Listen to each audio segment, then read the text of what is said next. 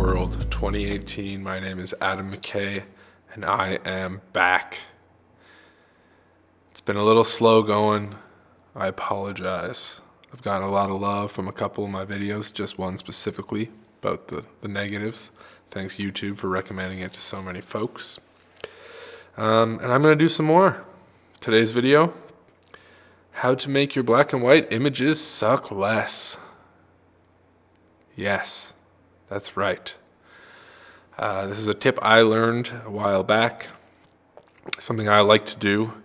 And let me tell you, let me be the first to say, nothing I tell you here is a rule, just a suggestion. This is just how I do things. If you have a suggestion, tips or tricks for me, leave them in the comments. Love to know them. Always trying to be better. I think as a community, we can grow and do good shots. Let's begin. So I'm going to open up Lightroom CC here, Classic CC. They say it's supposed to be faster. I don't know about that. Although this is a Mac, an iMac from 2012. It's getting a little long on the tooth. Okay, so here we have an image of a tree. Poplar, perhaps?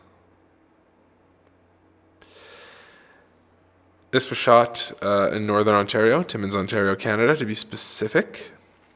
This was the day I got my Nikon D750 and my Sigma 24-105. Great combination, if you're wondering. And here it is. Here's the secret to better black and white images. And we're done. Look at that. Amazing, right? Wrong answer. Not amazing. There's a much better way to go about this. So one, we're going to click this black and white tab. Good, we've made it black and white. And now a lot of people are saying, it's a little flat, Adam. Why don't you add some contrast? Well, thank you for suggesting that. That is just what I will do. But you know what I'm not going to use? The contrast slider. You know why? Because it's too big a brush, let's say. If you crank this up, okay, adds a bit of contrast, sure. But you don't get enough control with this puppy. There's a much better way. Let me show you how to do that right now. So this is how we're going to go about this.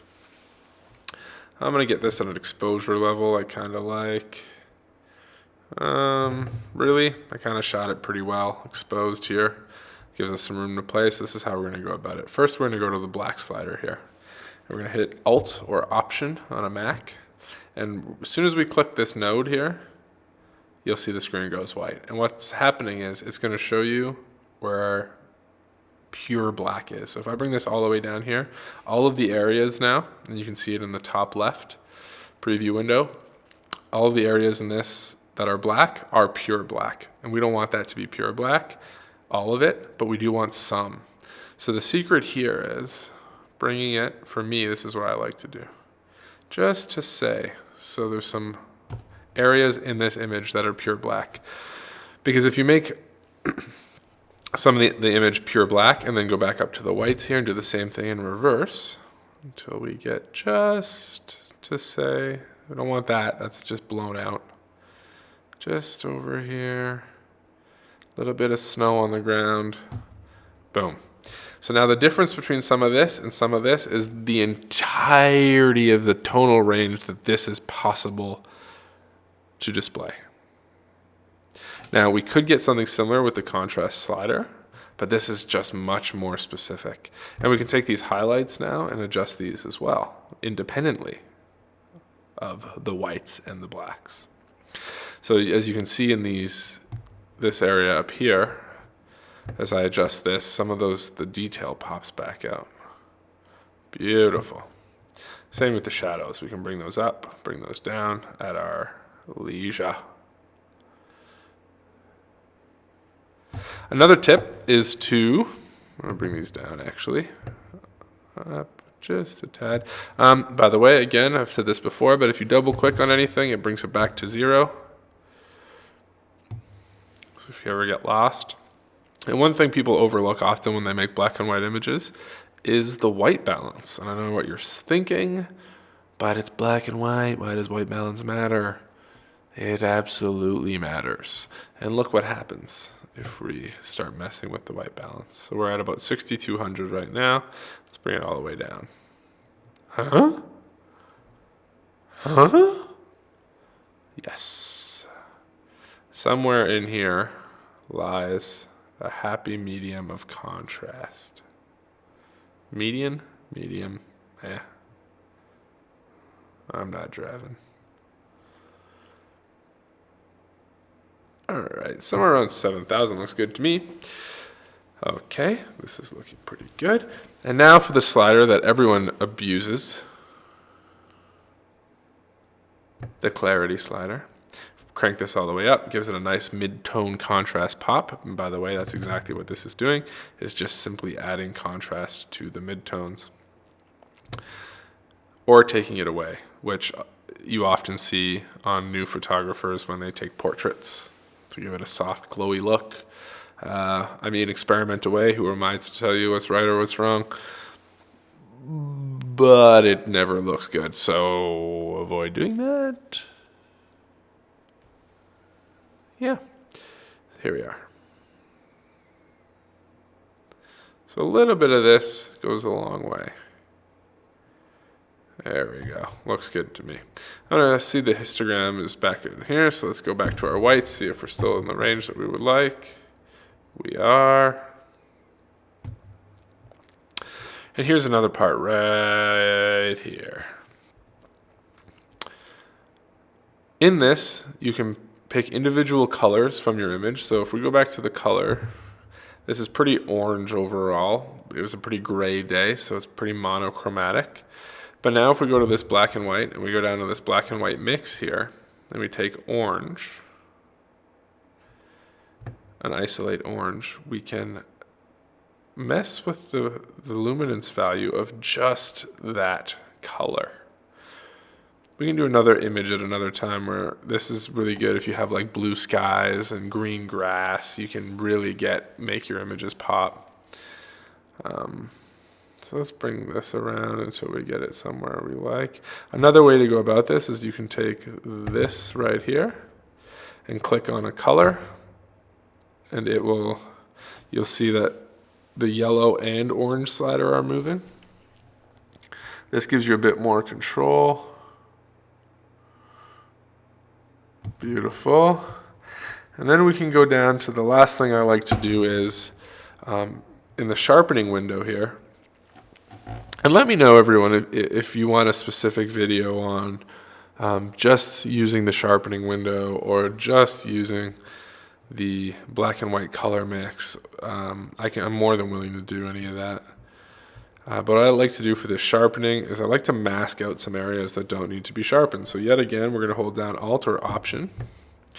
And we're going to bring this slider over until we just highlight the area we want sharpened.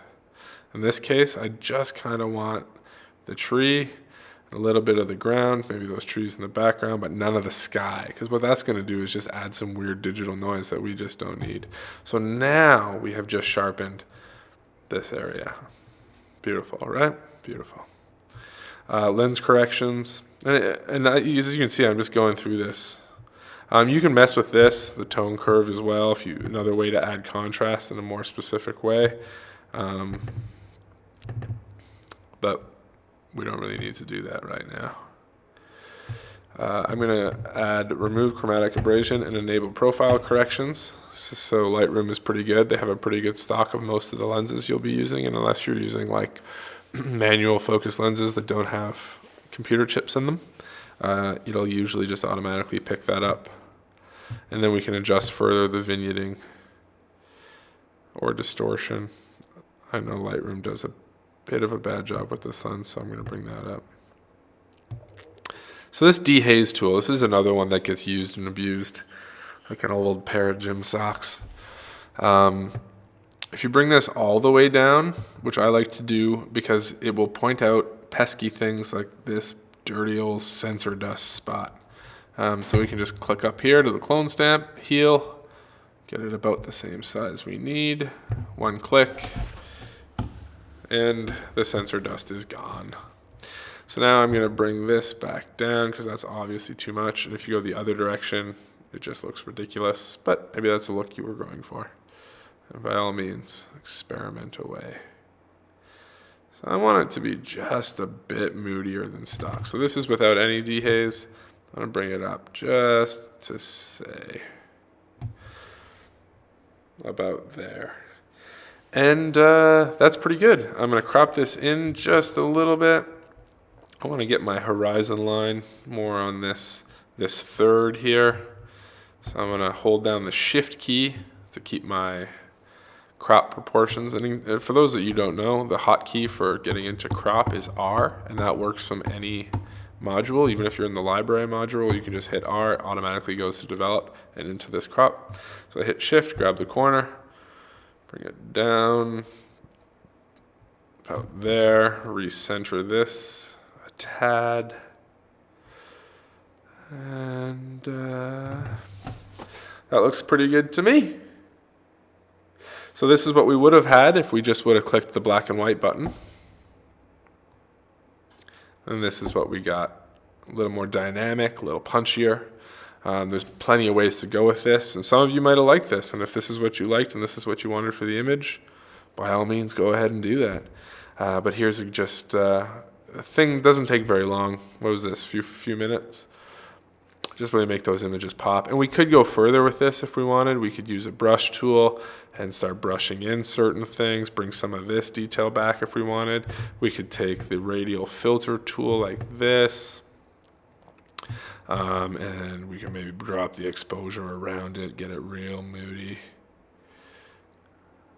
which I kind of like a little bit. Then you can perhaps add a new one. Bring it in like this, over top, invert it, start messing with the contrast or the white levels, black levels, clarity levels. But for this case, I'm gonna leave it like this. Hope this was informative. I hope this was enjoyable. If there's anything you would like to see, as I mentioned, subscribe, leave a comment below. Any tips for me that I might need to know, let me know, because I too want to do better shots. And yeah, I'm going to hopefully keep doing these on a more regular basis. Thanks for watching. Be good to one another.